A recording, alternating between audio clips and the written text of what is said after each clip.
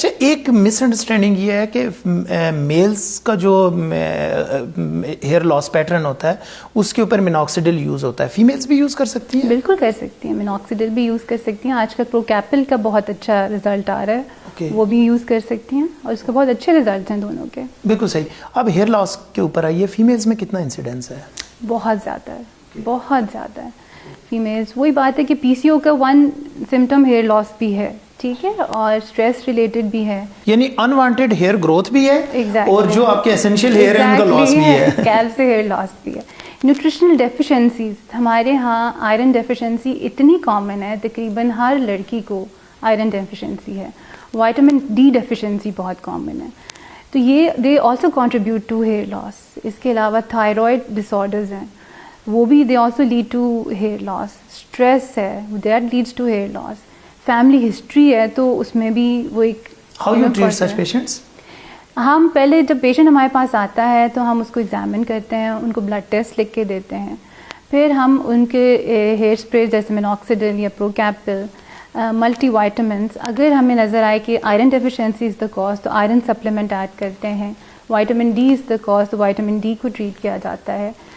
Thyroid अगर issue कोई निकलता है तो उसकी ट्रीटमेंट की जाती है। साथ साथ हमारे पास पीआरपी हम करते हैं, उसका बहुत अच्छा रिजल्ट है। पीआरपी में उनका ब्लड लेके प्लेटेड रिच प्लाज्मा बनाया जाता है, उसमें हेयर ग्रोथ सीरम्स ऐड किए जाते हैं एंड फिर हम स्कैल्प में इंजेक्ट करते हैं, उसके भी सेशंस होते हैं।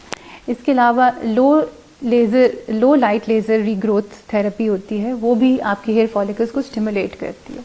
अच्छा, before going to next question, एक ट्रिवियल क्वेश्चन ये है कि जब हम पीआरपी की बात करते हैं और हम यूजुअली हेयर ट्रांसप्लांट से इसको कंपेयर कर रहे होते हैं और दोनों का पेशेंट भी डिफरेंट होता है और टाइम भी डिफरेंट होता है, लेकिन मुझे ये बताइएगा कि हेयर ट्रांसप्लांट के अंदर तो गारंटी होती है, आपको पता है बाल आ जाते हैं, पीआरपी का उतना सक्सेस रेट नहीं है।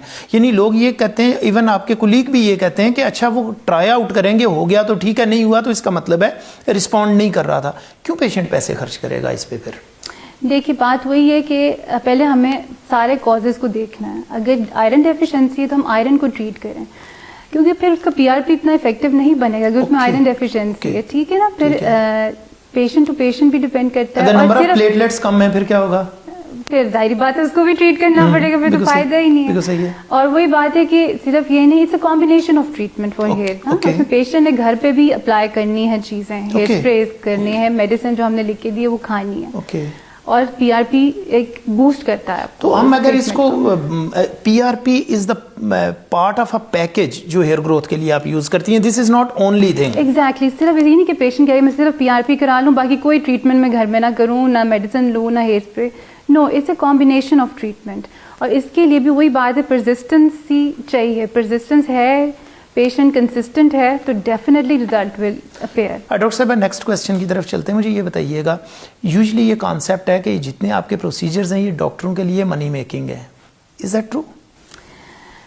Not really. देखिए, बात यही है कि हमारे पास लेज़र मशीन्स हैं, हम बोटॉक्स और फिलर्स, दे आर कॉस्टली, ठीक है। लेज़र मशीन्स हैं तो उनकी भी मेंटेनेंस इज कॉस्टली, तो दैट इज द रीजन कि जरा ये एक्सपेंसिव प्राइस बल्कि उनकी अपनी मेंटेनेंस भी बहुत है। ऑब्वियसली उसकी मशीन की अपनी प्राइस है, फिर उसकी मेंटेनेंस है, और कई मशीन्स होती हैं कि इतनी लेज़र शॉट्स के बाद हमें न्यू कार्ट्रिज अब लेनी है, दैट्स व्हाई दीज ट्रीटमेंट्स जरा कॉस्टली